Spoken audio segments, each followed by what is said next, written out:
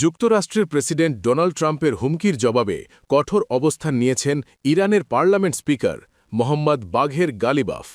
রোববার ১২ এপ্রিল রাষ্ট্রীয় গণমাধ্যমে দেওয়া এক বক্তব্যে তিনি বলেন, আমরা কোনো হুমকির কাছেই মাথা নত করব না। গালিবাফ জানান, যুক্তরাষ্ট্রের সঙ্গে আলোচনায় ইরান সদিচ্ছা দেখিয়ে একটি ভালো উদ্যোগ নিয়েছিল, যার ফলে সংলাপে কিছু অগ্রগতিও হয়েছিল। তবে ট্রাম্পের সাম্প্রতিক হুমকি ইরানি জাতির ওপর কোনো প্রভাব ফেলবে না বলেও মন্তব্য করেন তিনি। তার ভাষায়, আপনি যদি লড়াই করেন, আমরাও লড়াই করব, আর যদি যুক্তি নিয়ে এগিয়ে আসেন, আমরা যুক্তি দিয়েই মোকাবিলা করব।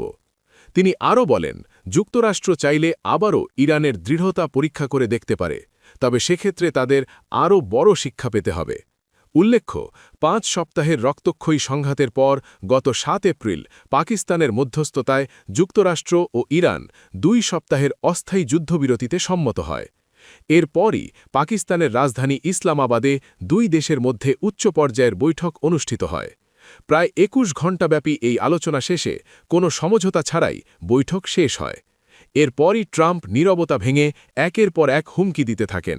তিনি সামাজিক যোগাযোগ মাধ্যমে ঘোষণা দেন, পারস্য উপসাগরের গুরুত্বপূর্ণ জলপথ হরমুজ প্রণালীতে প্রবেশ বা বের হওয়া সব জাহাজের ওপর নজরদারি ও অবরোধ আরোপ করা হবে।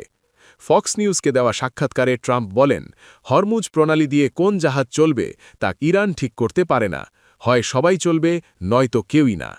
তিনি আরও দাবি করেন, খুব দ্রুতই এই অবরোধ কার্যকর হবে এবং ইরানি তেলবাহী জাহাজ চলাচল বন্ধ করে দেওয়া হবে।